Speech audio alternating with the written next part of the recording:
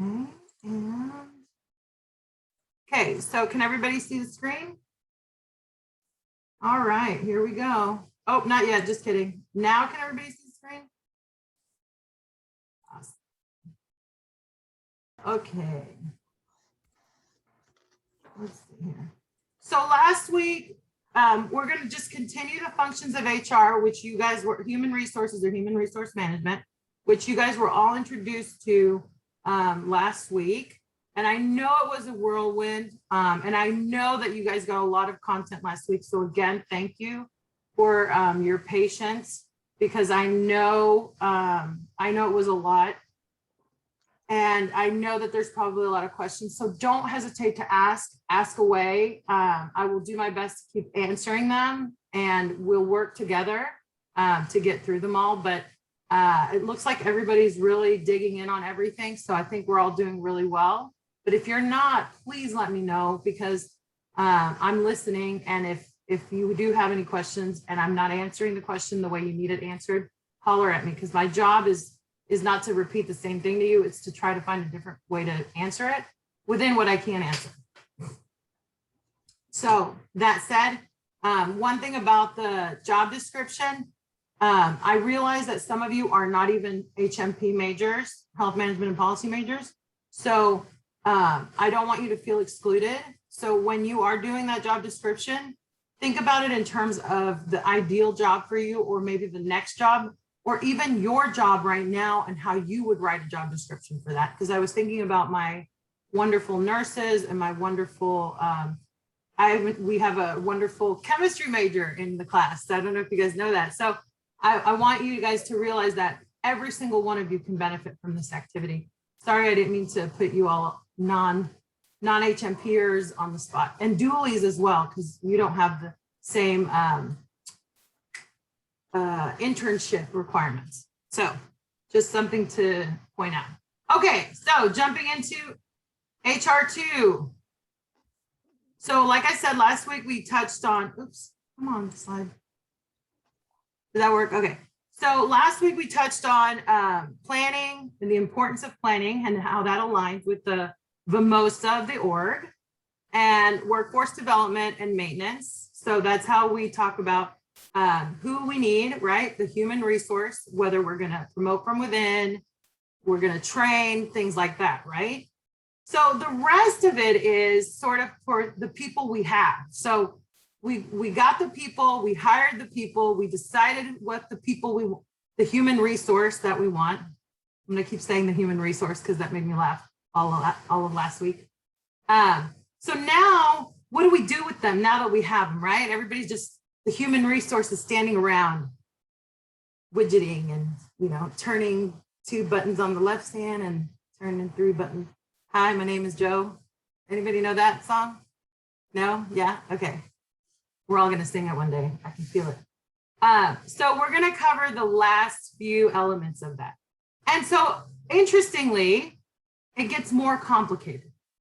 It doesn't necessarily get more complex. Well, maybe it does get more complex. I don't know. We'll talk about what the difference is there later on. But we're going to focus on those elements, right? And so those are the last 4 things we're going to talk about.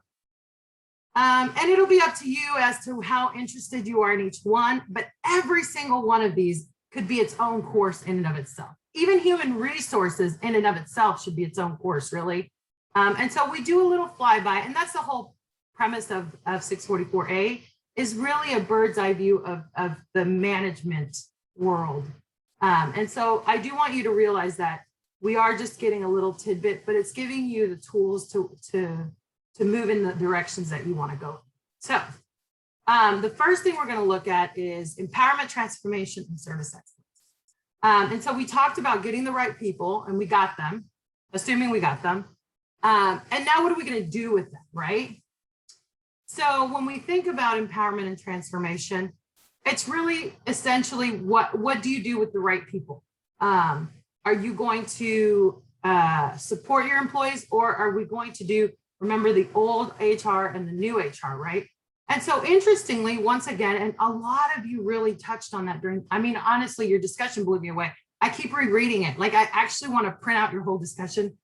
And like, I talk to our faculty all the time about you guys, because I'm like, and look at what they said here, and look at this part, and look at, yes, I do. I am that professor.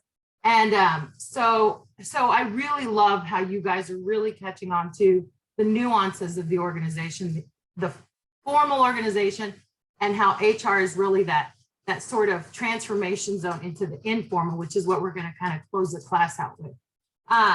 But really HR is now that place where we went from that closed traditional organization, right? So that mechanical management, the old Taylorism, Fiolism, and then organizations realize, wait a second, these are open natural systems, people have lives, blah, blah, blah, right? So thinking way back to week 1, that was 12 weeks ago, y'all. You've made it really far. But we were talking about open natural systems. People have lives, people have needs, people want to be motivated by different things. And we realize there are things that you can standardize, but there are also things that people need that are unique to each people, each human resource, right? I know I'm talking oddly, but that's part of the whole thing, part of the whole shtick. And I'm going to stop using colloquialisms. I apologize. So when we think about the human resource empowerment, a lot of it has to do with development. When we think about transformation and service excellence, I want to call your attention to service recovery. So has anybody heard the term service recovery before? No, I don't see any little fingers.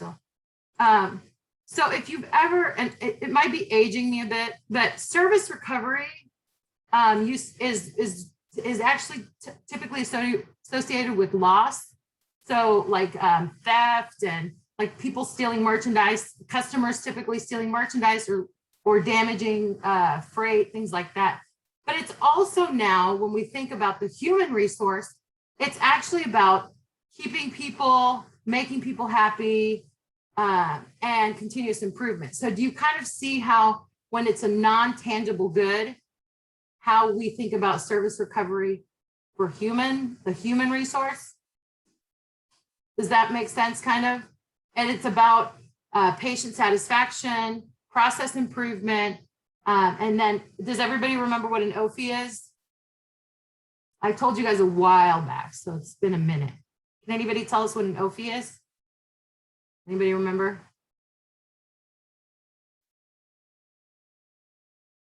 You get $1 if you remember out of your wallet. Nobody? Opportunity for improvement. An OFI is an opportunity for improvement. I know, it's so super obvious. I can see your faces. I do service recovery on our patients.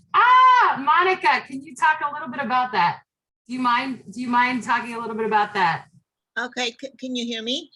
Yes. Okay, I don't have a camera on today, using different computer, but so when patient is unhappy because of either the treatment, usually is the treatment that wasn't provided, patient didn't receive enough pain medication or was hoping for MRI and we couldn't do that. It had to be done on outpatients basis, or patient was not happy with the nurse or the doctor or anything that went wrong with their stay. So I would have to go to the patient's room, first thing, acknowledge what went wrong, apologize, find out what can I do to help you right now, to rectify the situation. And then usually we give them like a little coupon to go to the cafeteria. That was pre-COVID. So yeah, we try to do everything to make them leave happy and make a good impression, good last impression if we can. Excellent. Thank you so much, Monica. And now, one of the things that's really important, I think, to recognize is that this is independent of their health outcome. So whatever a patient's clinical or health status, whatever it's going to be, is independent of this this experience or satisfaction or whatever they perceive. And that's a big argument in terms of quality outcomes. So that's something that, you know, we could talk about for days. And I do want you to take that into account, because there is the, you know, you're going to have to battle with, you know, if a patient is perceiving their poor health outcome as poor care or poor service, that is something that happens, right? So if a patient is just not doing well, or they have a poor prognosis, they may blame the hospital. And that is something that no service recovery will help. So that does go against the whole notion of the customer is always right? Which I think is one of the worst management strategies ever, but that's a whole other day for a whole other topic. But so it's really important that you also educate the patient and that you make expectations clear. And that's where we think about things like policies and procedures and getting the right people. And so as you see how it goes back to the alignment, back to the VMOSA, back to the right human resource, you see how everything is critically aligned with having the right people in place. Okay, so by the way, we don't have 54 slides. It's a lot of extra slides for reference for you guys. Okay, another thing that HR does is that they mitigate risk and improve quality for ensuring transformation and service excellence. Service excellence is a huge kind of umbrella for everything in terms of the processes of the organization, right? And so there's a lot of different functions within service excellence. I'm not going to spend a lot of time with them, but I really want you to focus on service excellence and empowerment. And I mostly care about empowerment, but risk is a huge element that is often overlooked. Most hospitals before COVID did not have a risk recovery plan or a risk management plan that was either up to date or easily accessible. It was typically like an old policy procedure manual that was typically, you know, oh yeah, we'll get to it when we get to it, or it was, you know, it's not something that anybody is either practicing, prepared for, or immediately aware of. And we could see that when the pandemic hit. And it's interesting because now we can see that and we're like, oh my gosh, this was really important. But when do we see it? In hindsight. That is not a high performing organizational activity, right? So these are the types of things that are really critical. And it's not necessarily always in an HR function, but this is one of the potential functions of HR. And so when I talk about our class motto, and like, if you've seen one, you've seen one, this is generally where these things live, okay? Did I see a hand? I think I see. Yeah, for me, what? Yeah, go ahead. I was just going to ask, what are the differences that we're seeing post-COVID with risk management? Oh, I absolutely think you're going to see and actually this slide's perfect, but you're going to see, you're likely going to see litigation, a lot of litigation occurring in terms of care delays, because I think, so what ends up happening, if there's not a documented policy or procedure, then that sadly, because we still don't have adequate tort reform or adequate legal reform in our healthcare delivery system, wherever there's nothing clearly delineated, like a policy or procedure that indicates what should be happening, it gives an end to legal action. And so because hospitals had to pivot quickly during a public health emergency, I'm not familiar with exactly what the legal recourse is, but I am anticipating the potential for a lot of lawsuits for care delays, things like screening or surgeries, because a lot of, not necessarily elective surgeries, but you know, a lot of care was delayed because of the pandemic, and adequately so. You know, it was appropriate to delay that care because it was dangerous. However, because most hospitals did not likely have a risk management plan in place in the event of a pandemic, or an updated one anyway, because who would? They're likely going to be facing some of these things down the road. I see that. I could be wrong. You guys can come back in a few years and be like, wow, you were totally right, or you were totally wrong, Dr. S. I hope I'm wrong. But yes, that's one. It's probably a really long answer to your question, Taylor. Thank you. You did it good. But that's definitely one of those. And so those are the kinds of questions that, this is such a neat topic area to focus on, risk management, because it's so understudied. It's typically much more emphasized in environmental health. So for example, the county has a phenomenal risk mitigation strategies and risk management strategies because they focus a lot on environmental health elements. And so they do a lot more emergency preparedness. So the hospitals typically lean on the county for that. And so you'll see that. So for example, here, they're mandated for certain things like sharps, how to handle like needles, things like that. So they'll handle hazardous waste, but they don't necessarily have at the management level any policies and procedures in place for information, for moving people, all of the management elements. There's not typically a good policy and procedure in place. And that's definitely an activity that we can do. I've actually, so there's a couple of things that I've thought about doing that I'm happy to do on the side. We don't have time in the curriculum, but there's a couple of things I'm always open to having like a separate session. One of them is, policies and procedures, to teach students how to make a policy and procedure related to whatever they want. This would be something like that.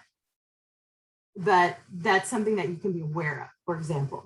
It's not something you have to know how to do. Your hospital should know how to do something like that, but it's something that's a great tool to be cognizant of. Here, I just give you the information with respect to what are the things that you need to do to begin to prepare for risk management. So let's say you decide that you do want to, like, okay, well, my hospital doesn't know anything, or my hospital is really small, because usually the smaller hospitals or rural hospitals tend to be the ones that lack resources. Or let's say we have a lot of SNFs or senior nursing facilities. So they also tend to lack resources, or they also lack the requirement to have these plans in place. So let's say you want to start that. This is your first step. You want to see the vulnerabilities of your organization. And so I've given you this link, and basically what it does is it helps you see the information, personnel, equipment, financial, and other vulnerabilities that you can use to assess your different hazards or vulnerabilities so that you can develop a plan. Because of our time, we're not going to go into it, but it's a great tool if it's something that you're interested in. And it's a great, something that you can do for a management project, for example. And it's sort of like strategic planning, but for hazards. So you can kind of conceptualize it that way. Since guys have already gotten the chance to think about things strategically, it's another type of planning. Does that make sense? So it helps you look at, and actually, it's something that it's not something that you typically incorporate into a strategic plan, but you know what, honestly, I wouldn't doubt, I would even see this as being part of strategic planning now in the future. So if any of you are doing internships in strategic planning, I would even just like float this and see what they say, add it to the PESTEL, the Porter, the external, internal analyses, now that I'm thinking about it, I'm like, why wouldn't they? But I've never seen one as part of strategic planning. I'm like, why not? It makes sense to me, but that's just me. Okay, and then, so within the hospital, also we have the emergency operations plans. So an emergency is a sudden event that disrupts hospitals' ability to provide care. A disaster is a really bad emergency, basically. And this is basically the COVID-19 pandemic would be considered a disaster because it required outside care initially, and then it becomes a public health emergency. So initially, though, everything was required external support from the federal government and the county as well. And then these are basically the phases. So we have planning, mitigation, preparedness, response, and then recovery. So kind of trying to go back to normal. Anybody have any guesses of what phase we're trying to move into now? Yellow. Yes, yellow. Well, actually red, I think, because we're not quite in red yet, are we? I thought we're in red because it's 25% indoor. I thought oh, maybe we are in red. You're right, I'm sorry, yes. Orange, yeah, orange, yellow. I meant response versus recovery.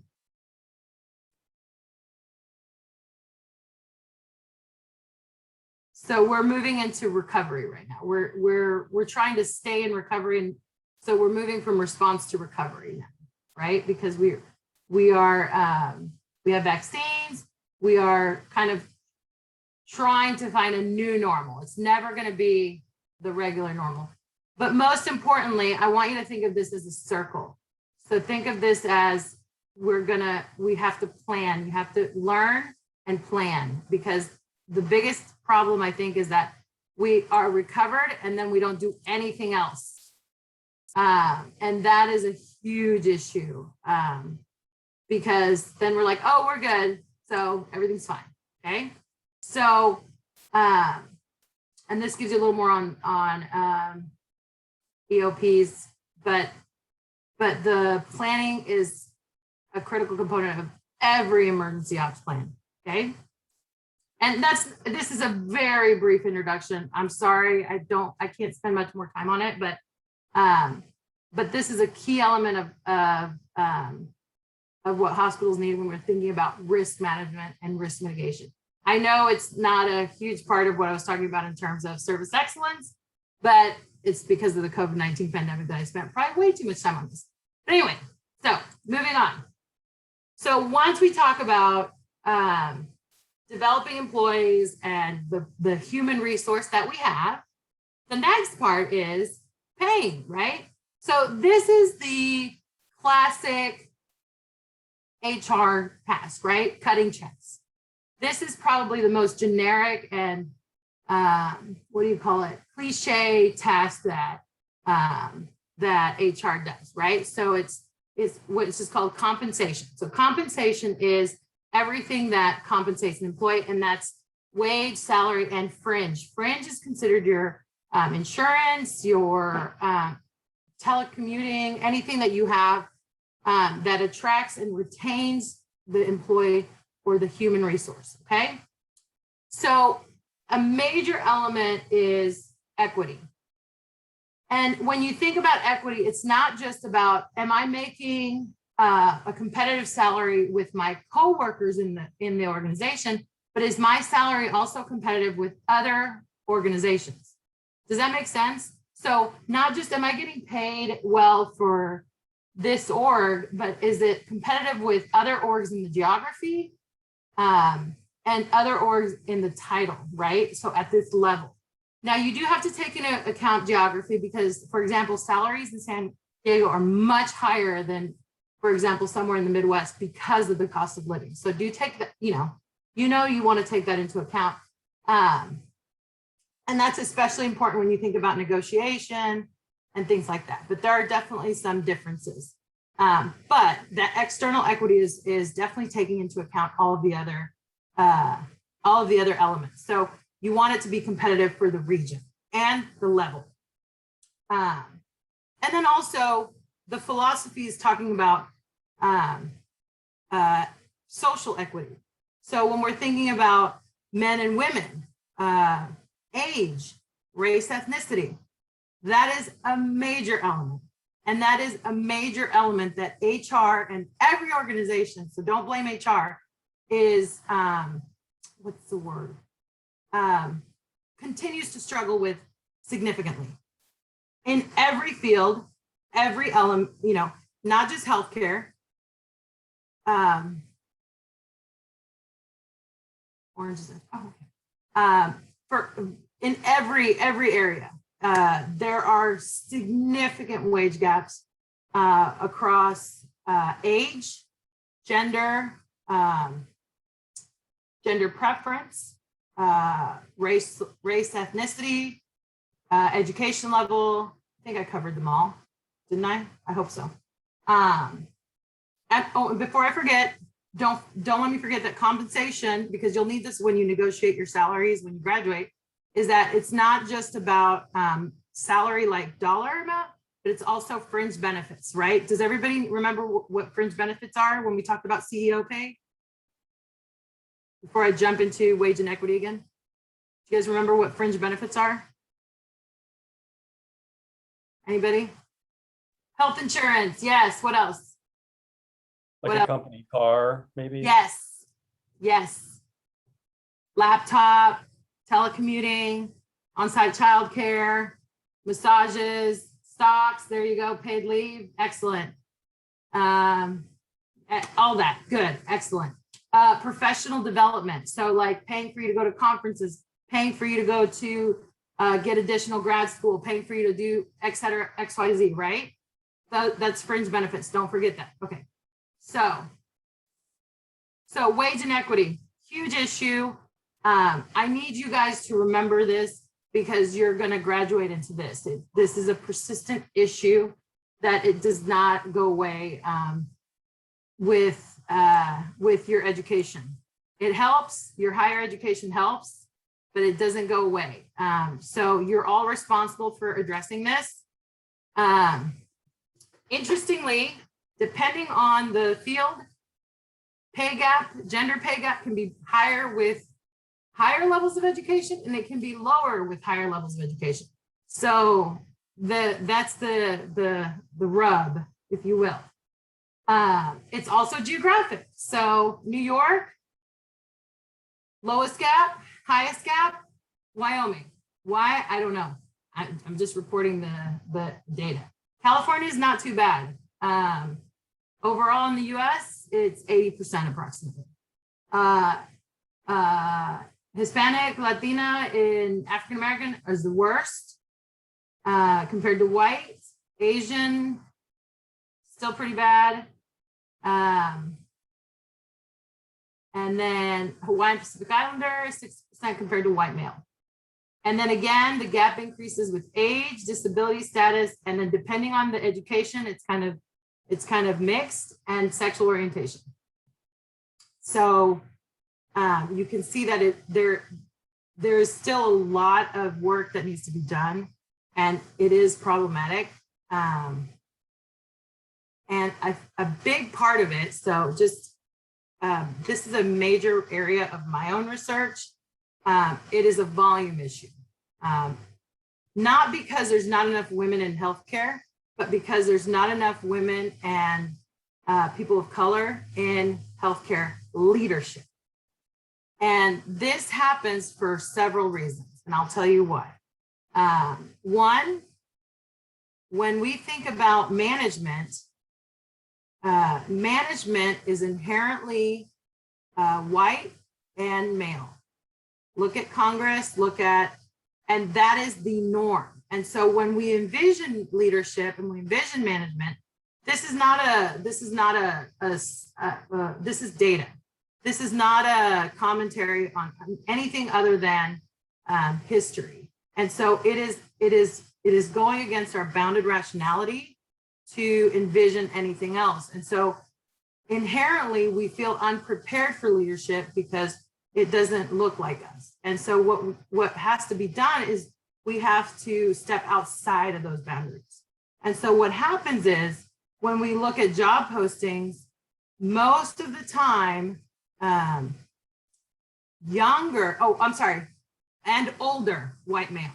So most of the time, if we're younger if we are female, and if we are of color, and if we are non-cisgender, we immediately think we're less qualified. If you are more than one of those, add it up. If you are 2 of those, if you are 3 of those, if you are 4 of those, you are going to feel less qualified. So you have to just push back against all of those. If you are none of those, I challenge you to support anybody that you know that is any of those and champion them, because that is our task as educated folk, right? And so that's the key. That's how we bridge equity. That's equity. And if you want your organization to be competitive and have a competitive advantage, you want that diversity. So it's a win-win. Does that make sense? Kind of, yes, no? Okay. So this is the crazy thing. And so here is the secret to diversity and equity and all that good stuff. Hire more Black and brown and non-cisgender and women. There, that's the wild secret. It's not training. It's not.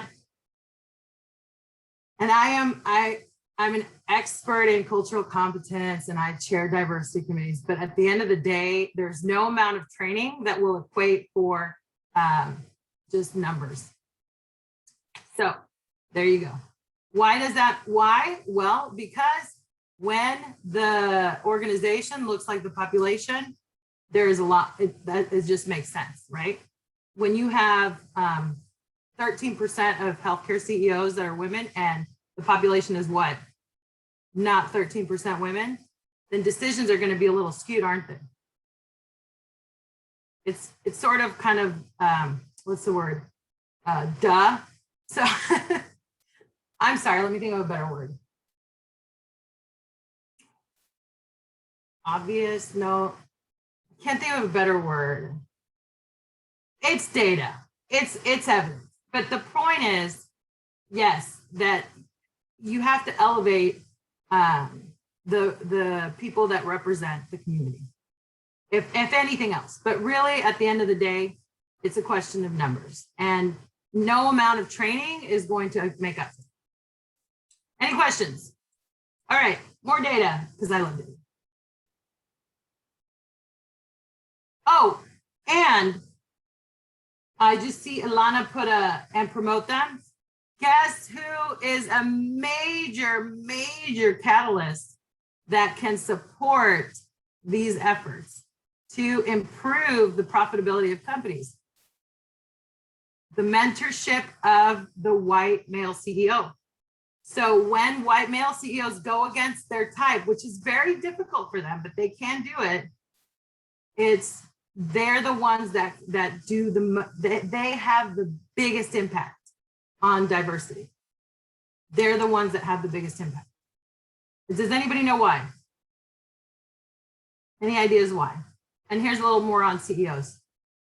Does anybody know why? And this is not something we have a lot of time to talk about because we haven't talked about norms, but it is due to power, the power differential. Because when white male leaders are able to mentor minority, so when majority folk mentor minority folk, there is a transfer of education of power norms and power structures. And that is learned behavior. So these are things that are learned and they learn from each other. And it's a sponsorship that benefits both parties.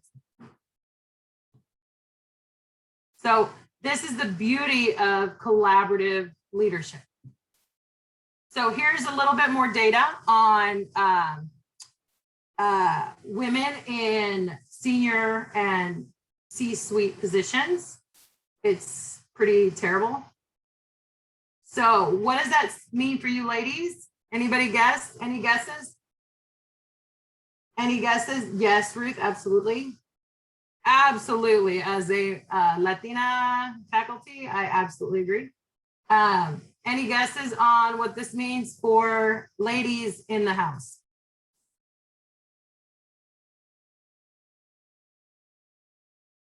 So what this means for ladies in senior leadership positions. Work harder and smarter. Actually, you're both wrong. And I mean that you're not wrong, actually, because you do, it's always a fight. But what it means is when you are even slightly interested in a position, go for it.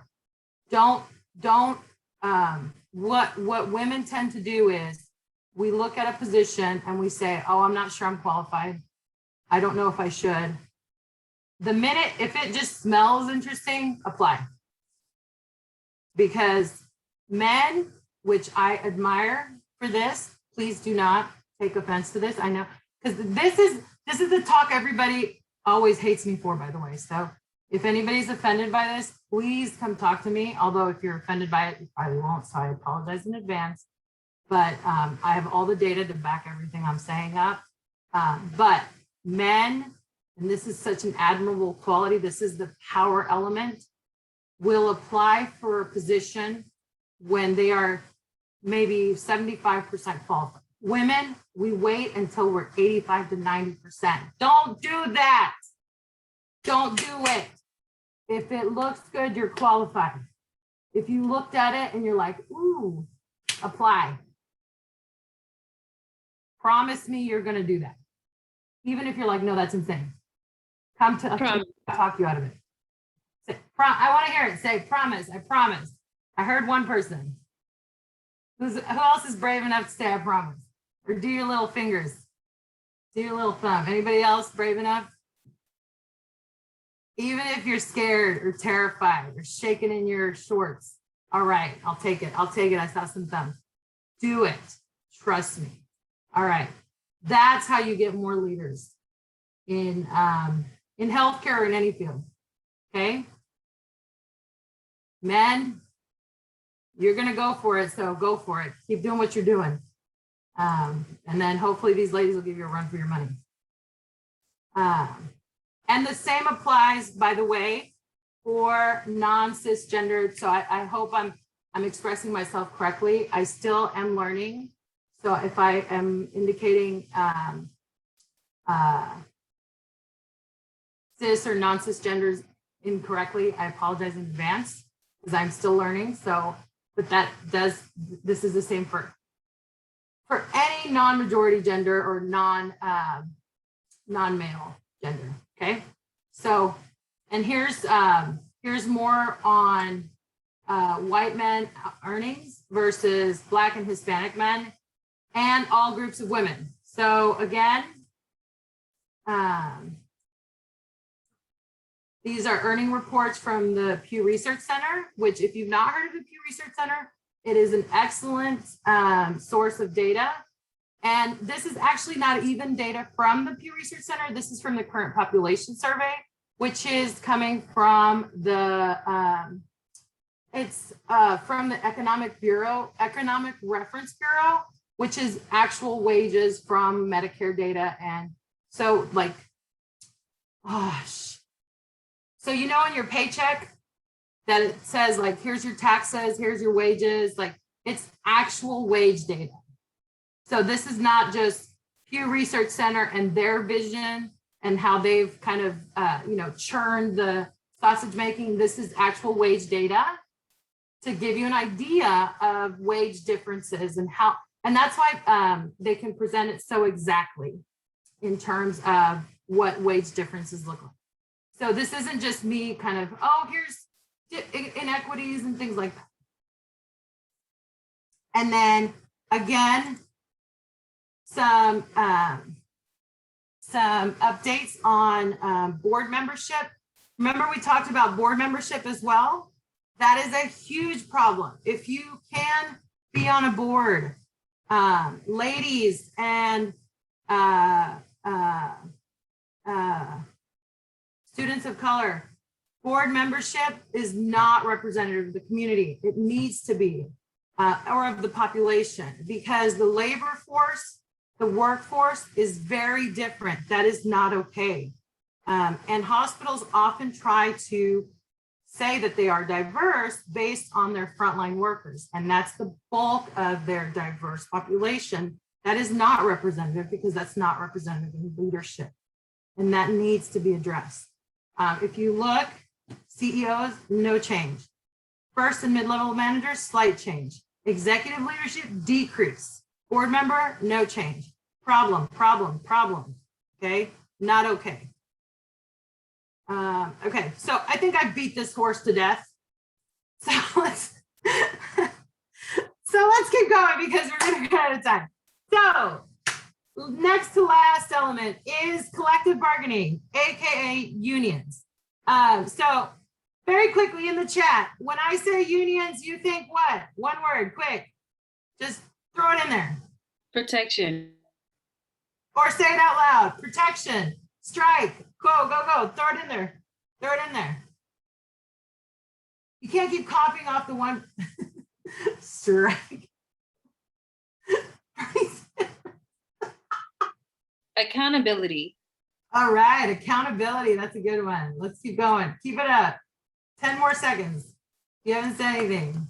Come on, don't be shy. Don't be shy. Better benefits. All right, yay. I love that one. All right. Okay. So, so collective bargaining is, collective means multiple, and bargaining is another way of essentially saying negotiation. Cohort, there you go. Cohort bargaining, right? And so one of the key tasks of all HRs, for the most part, if there is a union element to the organization, is collective bargaining. And contracting, which I don't know if we're going to get to, but this is something that has been decreasing in popularity and increasing in sort of legitimacy, if you will, if you remember that, over time for many reasons. And if you look at the proportion of folks in a union, it is very small. And there, you know, this has a large part, in large part, it has to do with much improved working conditions. But those working conditions are a result of unions historically. And so, you know, the reason that those improvements are there is due to the history of unions, right? And so that's something to consider. But it does represent a very small proportion. So in general, a union is a group that organizes workers within an organization and represents them collectively, where an individual would not have the resources to negotiate conditions or a situation with their employer, because the employer is typically more well-funded or counts on greater amounts of resources. Okay, so does everybody understand what a union essentially is? Okay, so oops. So collective bargaining in and of itself is the negotiation process, right? So the union is the group, and the union enables the process of collective bargaining. Okay, so basically every few years, it's set, 3 years is about the norm. Employers negotiate with employees when there's a union. When there's not a union, when there's not the process of collective bargaining, because with the union, the process of collective bargaining is guaranteed. When there is not a union, there is no collective bargaining. And essentially, the employer can just say, nothing changes. Nothing happens every 3 years.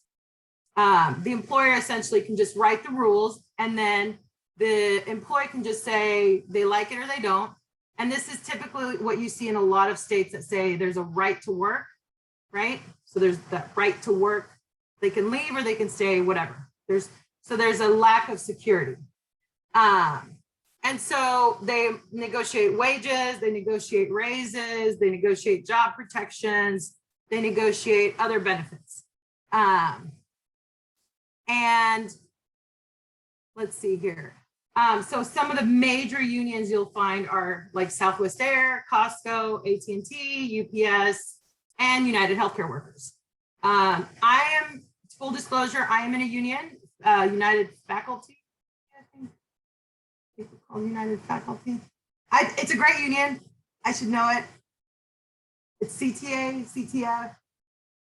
I don't know, but I'm fully supportive of my union. I just can't remember. But I am a dues paying member, and they do wonderful things. They're currently helping us, for the pandemic, for example, because, well, whatever, I can tell you later. I just can't remember the name of my union, because I'm a horrible person. California Teachers and Faculty Association. California Faculty Association. California Faculty Association. That's my union. Oh, thank you. Thank you, Dr. Tillman. Whoo, that was awkward. Okay, so moving on.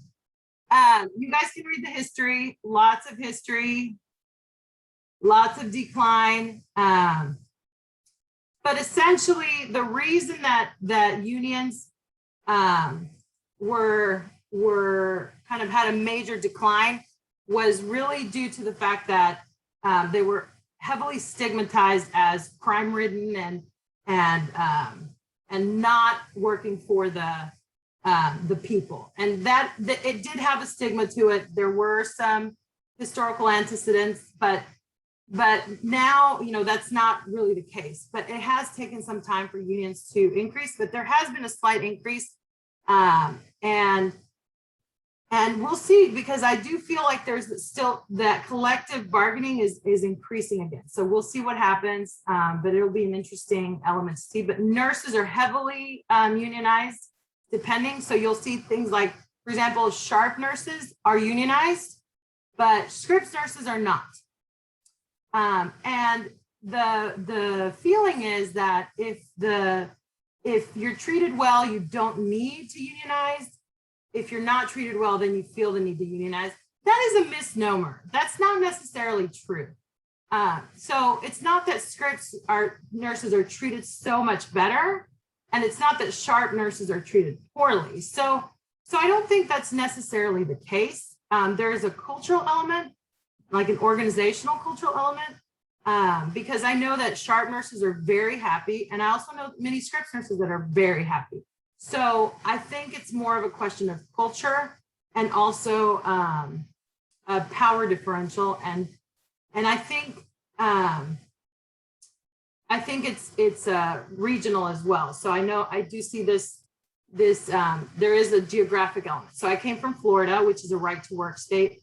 And those of you that have any interest in unions, it will be very interesting to see the outcomes of the pandemic with right to work versus unionized states, for example, because there is definitely evidence to indicate some differences at multiple levels with unions versus non-union states. But in general, we have found that there's higher overall wages, lower satisfaction, higher overall wages with unionized employees, so and lower employee satisfaction and better healthcare outcomes just in general with unionized members. So that's something to think about when you think about unions. And if you had a chance to skim the paper that I gave you, you'll find that there is some evidence indicating better care as well. And then Crystal, I see that's a great question. Now wages don't necessarily increase, but there's definitely more equity. But I don't have the evidence with me, but I think that's a great question. And that alone is a fantastic final project for your Plan B, for example. I think that's beautiful. Because do unions contribute to equity? I love it. Do I see a hand up again? No, I keep asking questions. Sorry, I don't do a good job with the thingy. Go ahead. No, it's okay. I was just wondering if you could join a union before you get employed with the company, just and would they like give you like different insights of different employments maybe? Or do you have to That wait? is a great question. I think because you have to be employed, I believe you have to be, I believe to represent you, you have to be an employee, because I know to vote, you have to be a part of the organization. Okay, that makes sense. Collective bargaining, but I don't know 100%. So that's something that we could find out.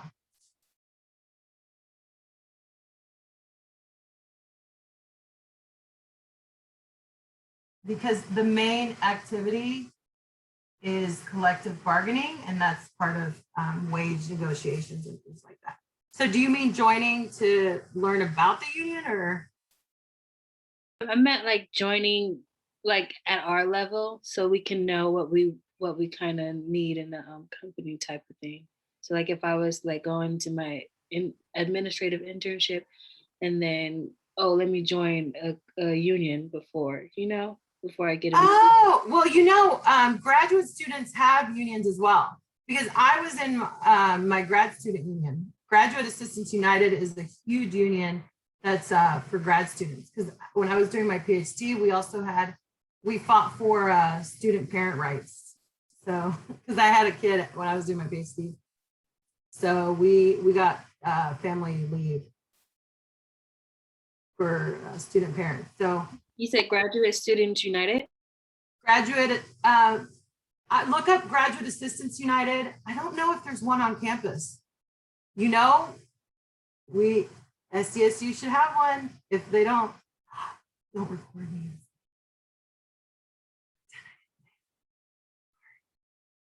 I mean, I'll give you all the information that you need. I think you need a faculty advisor, so I don't know.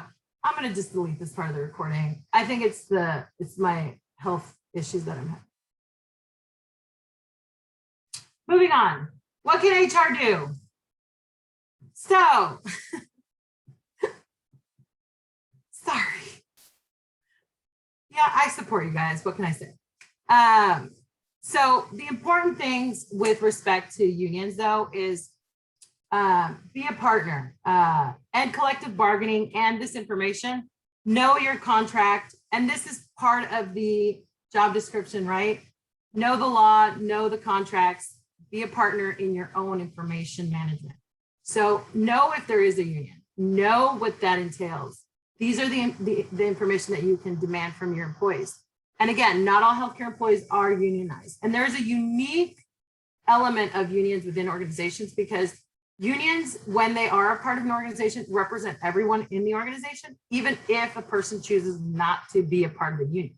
That's a curious thing about a union, is that people can benefit from the union without actually paying into it. And that's kind of a political issue that is often causes a little bit of drama, but it's still worth it. So just something to think about, okay? And last but not least, continuous improvement, which I go on and on about.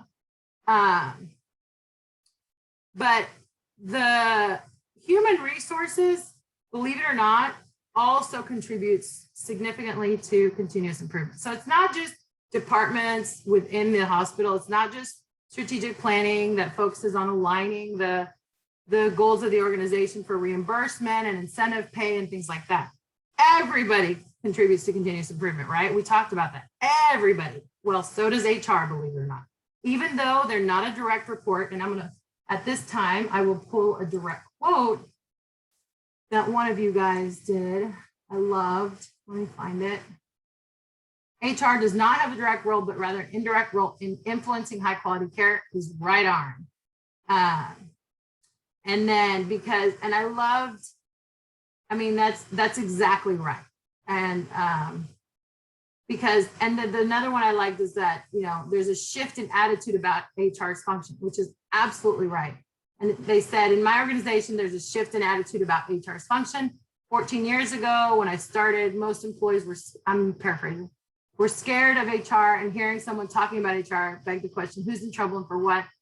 The less contact with HR, the better, but that's not the case today. And this really speaks to that, because even HR has their toes in the pool of continuous quality improvement. And their focus is you. So whereas you are focused on patient satisfaction and processes, they're focused on employee satisfaction and employee processes. Does that make sense? So they think about employee satisfaction. You think about patient satisfaction. They think about employee satisfaction. You think about patient environment, patient care, patient facilities, patient management. They think about employee amenities, childcare, transportation, training for management, cutting labor costs, retirement, retraining, cross-training, benefits, healthy lifestyles, employee assistance programs. So does that make sense? You are their patients. And that's really the best way to think about it.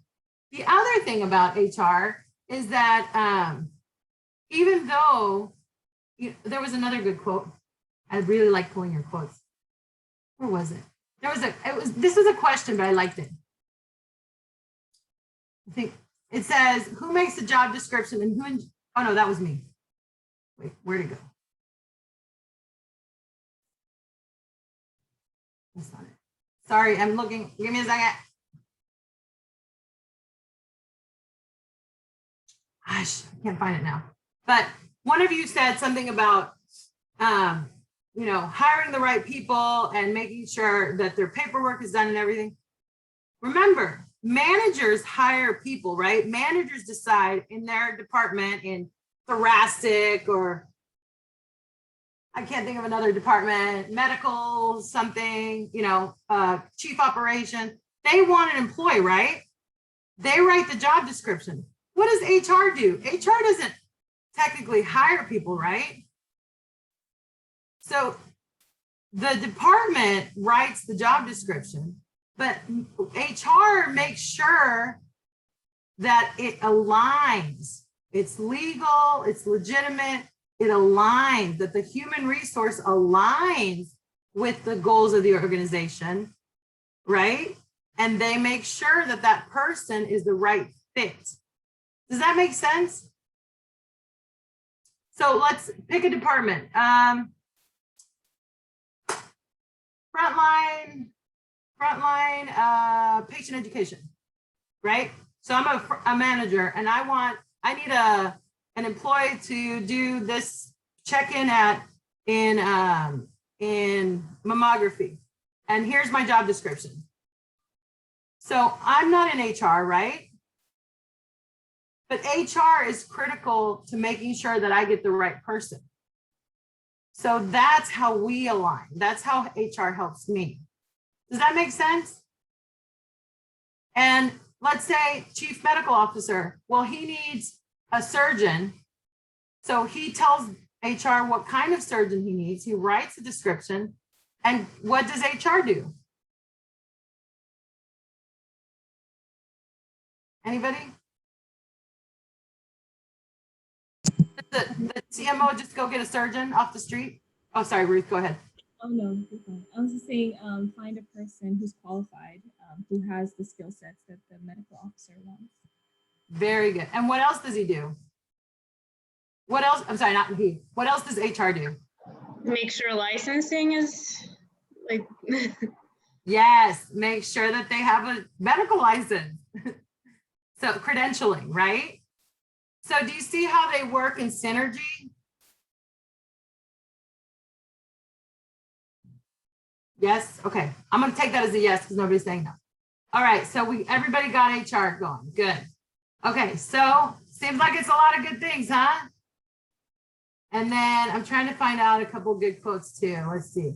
So I really like, you guys said, I loved, one of you said, how can we widen? So I'm gonna pause this to you guys.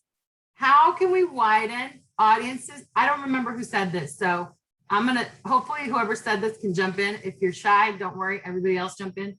How can we widen audiences' ideas of HR and include more positive HR representation in the workplace. This is such a perfect problem statement, by the way. I would give this is beautiful. This is like classic case problem statement. Like, how might we, right? I don't know who said this. I can go back and look if we want to like, but, or if you want to reveal yourself. But anybody want to give that a shot? Yeah, I didn't write it, but I just think we should talk about more of the benefits that they ensure that you have over time. So like if you need any like expanded healthcare or something, you need to go to HR and see if they have something to help you out, or like just emphasize the benefits of HR versus like the consequences when you have to go to HR. Oh, that's a good point. That's a good point. Yeah, because I mean, we really don't hear a lot about it until it's desperate. Very good. Okay, that's great. Anybody else? I guess I felt like a little bit skeptical about all these claims about everything that HR is doing.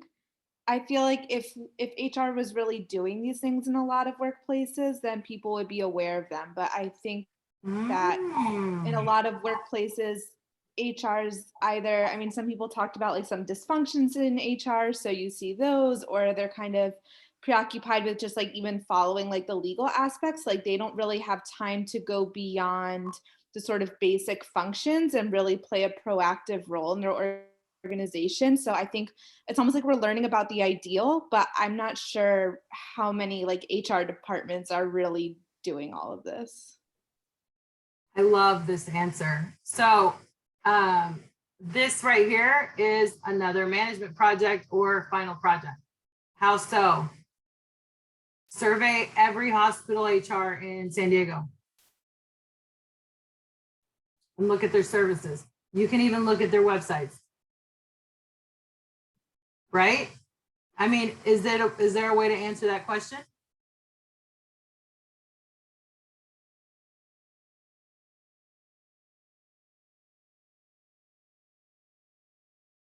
That wasn't a trick question, you guys. That was the answer. Survey every HR in San Diego, just so you know. That's a wonderful, because that is such a real question, Alana. That's a great, that skepticism is exactly how you improve the image. Because if you're right, then we are reporting the wrong information. Mind you, remember, I'm always reporting you the ideal case, right? This is, remember, if you've seen one, you've seen one. So that's the other element, right? But I do believe that more human resource departments are improving their service functions, their functions of what they have available. But what you're suggesting is that that's a best case scenario. I think it's a wonderful case study to look at San Diego hospitals and see where have they come, have they come a long way, or are they still, is there still OFI? Is there still opportunity for improvement? I think that's a wonderful question. Anybody else? Thoughts, comments? So here are some general indicators, just to give you an idea of some of the things that HR departments can do. And we did this part, so I told you that. But this is a perfect segue into our informal organization. So if you guys remember the anatomy of the organization, we are now entering into the informal.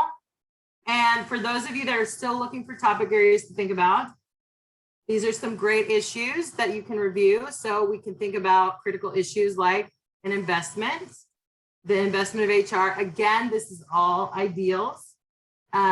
Measuring and improving associate loyalty. So having you care about the organization. And that has to do with Vimosa, right? Living the vision and the mission, which is why we did our org charts. Service excellence.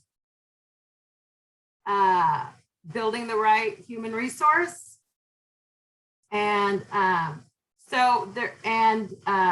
where'd it go? Oh, and building workforce diversity. And again, this is all great, but really promote and increase volume. That's all there is. So this is an activity that I typically do in person. We're not going to do this because I just can't do feedback and appraisals online. It's just not going to work out. So I'm just going to tell you a little bit about this. Instead, I'm going to teach you guys how to negotiate. And I don't know if you guys are familiar with negotiation, but I think we're going to open up next week with that because we're out of time. So I'm just going to give you a little bit on listening and feedback because it kind of aligns with our emotional intelligence and bias. First of all, feedback is essentially biased, especially if you have a pulse. You pretty much are not going to do feedback perfectly. So I do feedback badly, you do feedback, we all just don't do it well. So, but that's okay because guess what? We all know that we are not going to be perfect at feedback. So here's one funny little feedback for you. So the first rule of feedback is that it's already biased. And the first one is that employees are actually usually wrong, or people are usually wrong about how much feedback one gives. So you will usually think you're not getting enough feedback because you're not actually aware of how much feedback you get because we don't often know what feedback looks like. So good listeners give the impression of good feedback, but actually being a good listener does help you give better feedback. So it's not just an impression. Being a good listener does help you provide better feedback. So that's the funny part is that it's not about the more you listen, the more employees think you actually are giving better feedback. So it's funny that they say this like it's like a trick. It's not a trick. Be a good listener. That's all. So practice listening. And practicing listening is being willing to hear things you want to hear and things you don't want to hear. And just being willing to understand things that may or may not make sense to you, and being willing to understand that a lot of things may not make sense, and being okay with being flexible about those things that don't make sense. But anything you can do to make yourself look like a better listener is going to make you look like, I don't know how to look like a better listener, so I just try to listen more, but I still don't feel like I'm a good listener. So I just try to be a better listener. So if you guys have feedback on how to be a better listener or look like a better listener, I'm listening. The other thing about feedback, and I'll give you, this is the 5-second little trick on feedback, is don't give feedback with the sandwich. Has anybody ever heard about this sandwich? Yeah, the compliment sandwich. Huh? It's like a compliment sandwich. Just like, you did really well, but Exactly. But it was pretty good. It's like, oh, that dress is really beautiful. It hides your big booty. I have a friend that is really good at that for me. I love her so much. But yes, exactly. So don't ever give this feedback. There's a good TED. Oh, I'd love to share that. I love TED Talks. So one of the best, most important elements of this, and for me with feedback, is when I was first starting out as a professor, I'm very direct. And so like I had to learn to tell students, I have a really loud man voice, and I know that. So because as a woman and a Latina, the expectation is that I'm not older. I didn't have as much gray hair. There's a nurturing expectation of me. So I don't come off as nice because I'm loud. And so I always, people thought I was like angry or mean. So I always had to learn to say, my voice is loud, and it gets louder when I get excited, because I would scare my students. And so I had to learn, to say that. I have to preface that. It makes, like, it was, at first it made me upset that I had to say that. And then it made me sad because it made me feel like I was a bad teacher, or I had to change my voice, because I can't make my voice like, I can't make my voice like more feminine, because I just can't. It's not me.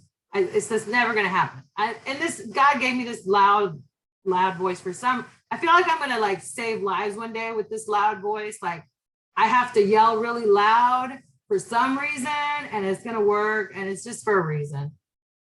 But in the meantime, I have to tell my students I am not scared.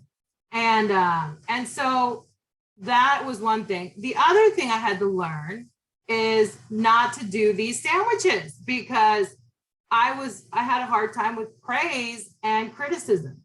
And so I had to learn what constructive criticism was and how to support students, but also correct students, because I don't want to lie to my students and say, oh, you're super fantastic, but here's where you screwed up. So I had to learn to do that as well. And so this, I love this image. I think it's funny. It's silly, but it's also really helpful, because you don't want to tell somebody they're great and then insult them, because they only keep the insult and then they don't keep the lesson. And so this was a really great lesson for me, because it helped me to learn how to express important information, but also supportive, constructive feedback. And I'm still learning myself, but that was the other feedback element. But again, because it's really hard to do appraisals online, what we're going to do, and since we're kind of short on time, we're going to start this next Monday, is we're going to do negotiation. So I'm going to teach you how to negotiate salaries, fringe, things like that. So it's going to be fun, hopefully. And I didn't put the slides up because I was hoping to surprise you, but we ran out of time. But this was a great discussion, so I hope that you guys enjoyed it. And with that, oh, nice. With that, I'm going to stop the recording and then do a new recording to discuss assignment 3. So I'm going to stop sharing and stop recording.